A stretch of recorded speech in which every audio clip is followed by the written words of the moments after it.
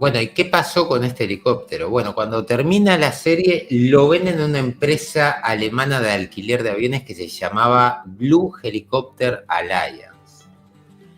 Fue utilizado en un montón de viajes y termina trágicamente el 6 de junio del 92, cuando después de trasladar a una niña con quemaduras desde Berlín hasta la unidad de quemados de Colonia, se accidentó cerca de una cantera en las cercanías del poblado de Halbeswing.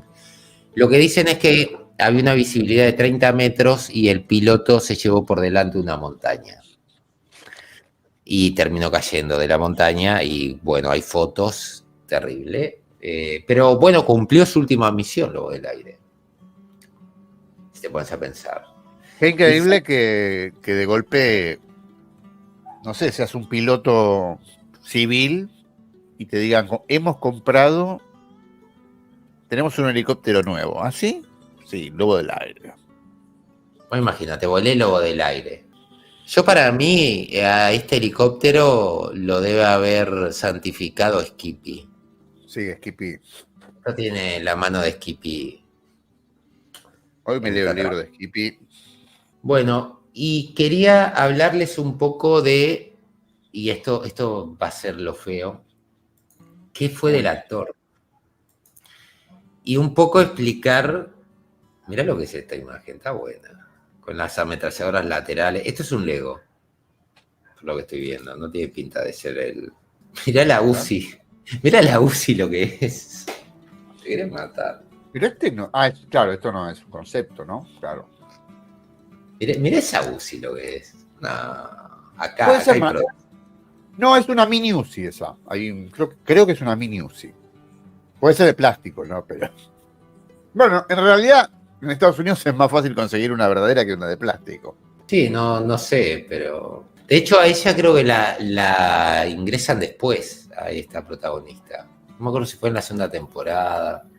Sí, la segunda temporada, Manatí. Sí. ¿No? El Sean Michael Vincent, hay gente que cree de que salió de Lobo del Aire, y en realidad este es el final de Sean Michael Vincent, que es lo que les voy a contar ahora. Ustedes se preguntarán, acá hay algo que falta, sí, y tiene una explicación y es terrible. Estaba buscando un poco los artículos que hay de la época y encuentro una que es muy bueno, que habla un poco de lo que fue la vida de Sean Michael Vincent, sobre todo su vida familiar. Que hay gente que habla de bullying, justamente porque era un tipo atractivo en su juventud. Dios mío. Sí, ese fue el final. Por Dios. Y eso es un poco lo que puedo mostrar. Para, Manatí, perdóname, una cosa acá. Dicen, le falta una pierna acá. Como está el mensaje, ¿le está faltando una pierna ahí? No se ve porque está el mensaje. El mensaje que tapa la pantalla. No lo saques igual, pero te quiero decir si le falta una pierna o se ve. No, sí, le falta. No se veía eso. Ahí está. Este es el final. Nunca lo aceptó. No lo aceptó, por eso lo ves en silla de rueda. La prótesis tenía como una especie, digamos, de rechazo. No se veía. Ay, pobre hombre. Sí. Es increíble porque aparte, como les contaba, era un tipo muy atractivo, siempre fue toda su vida. Y viendo un poco la historia, les voy a leer un poco un resumen de la historia de Sean Michael Vincent. Es terrible. Nace en el 44 en Colorado. Cuando era niño, sus padres se mudaron a California. Tiene dentro de su familia un abuelo que fue reconocido ladrón de bancos en los 20 y los 30. 2 tíos suyos fueron condenados por seguir el mismo camino. El padre, Floyd, quedó huérfano cuando tenía 12, pero no fue delincuente. Estuvo en la Segunda Guerra Mundial en combate y cuando regresó en el 41 conoció a Doris y tuvieron a Sean Michael Vincent. Pero luego el padre cae en el alcoholismo y imagínate lo que era esa casa. Terrible. A poco de haber terminado la secundaria, ingresa a la Guardia Nacional del Ejército de Estados Unidos y un cazatalentos lo ve y le propone hacer cine. El tipo nunca había estudiado nada de actuación, pero el que lo descubre, como vio de que era medio carita, dijo, este puede andar. Y descubren de que aparte tiene talento. Entonces, ahí es donde él empieza a, digamos, lo que es la carrera actoral. Su primer trabajo es del 67 en Los Bandidos. Luego, Dick Clayton, uno de los agentes de casting más prestigiosos, no dudó en contratarlo para que fuera una de las figuras de Universal. Hizo The Hardy Boys, Dragnet y participó en Lassie. Cuando terminaba la década estuvo en 3 capítulos de Bonanza, que los que tengan más años sabrán lo que era Bonanza. Michael Landon y compañía, una serie que fue sí, es icónica al día de hoy. De hecho, se considera una de las referentes de la época.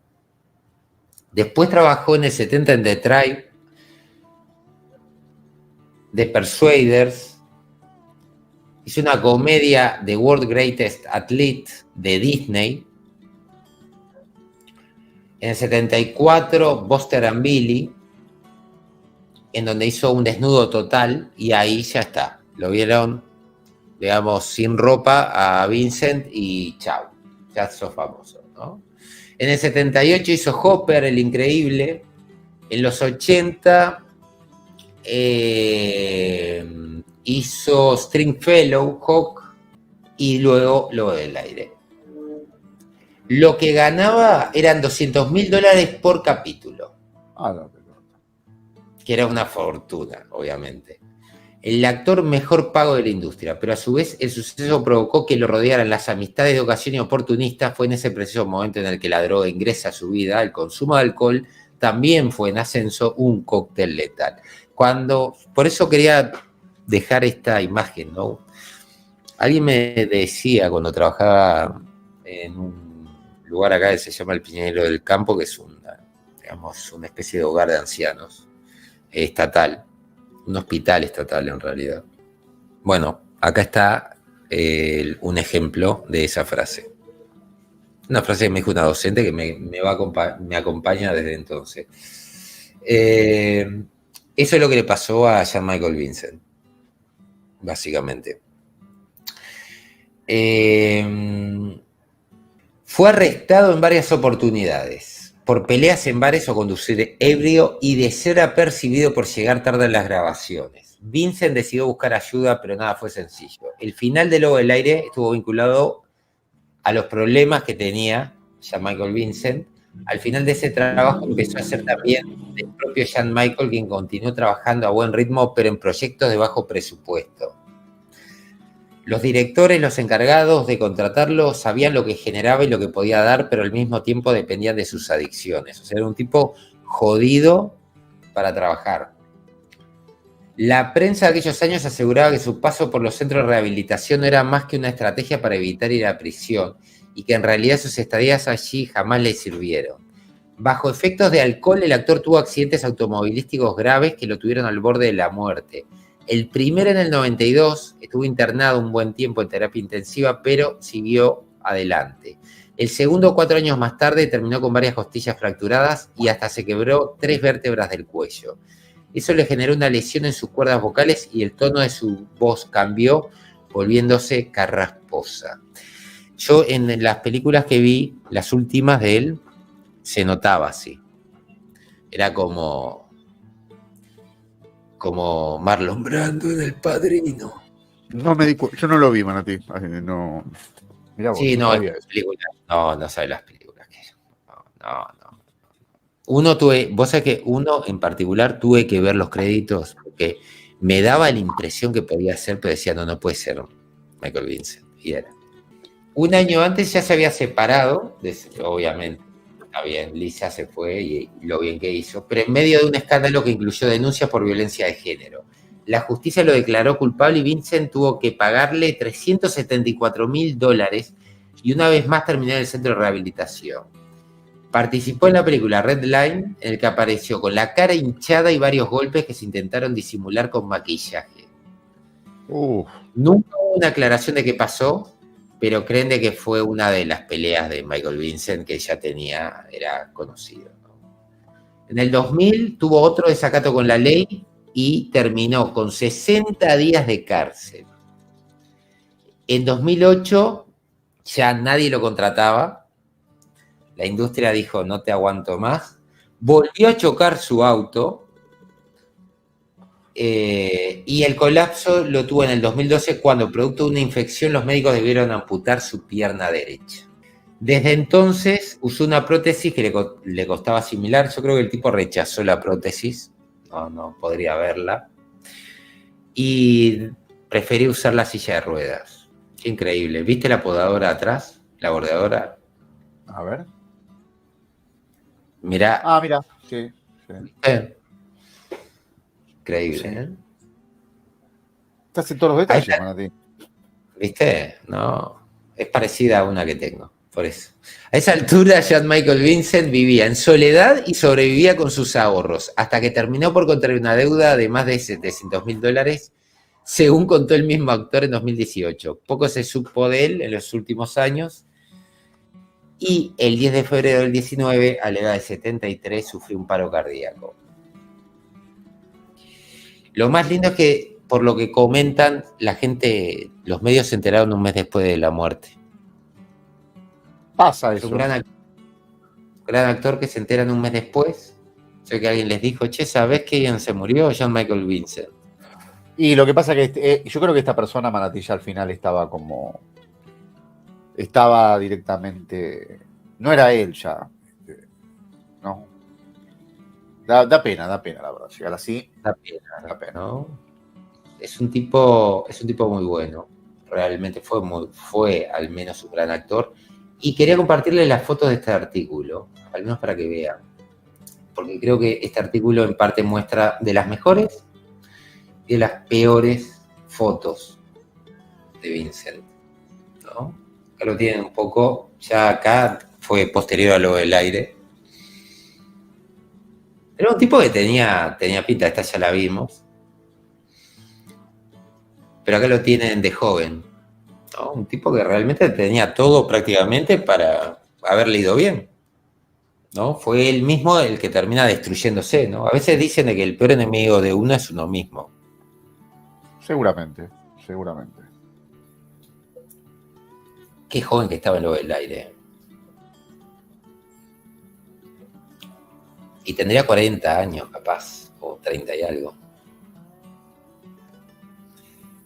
La verdad que hicieron una buena selección. Ya que leí varios artículos, pero este fue uno de los que dije, no, este está bueno porque te lo va pasando a medida que fue cayendo, ¿no?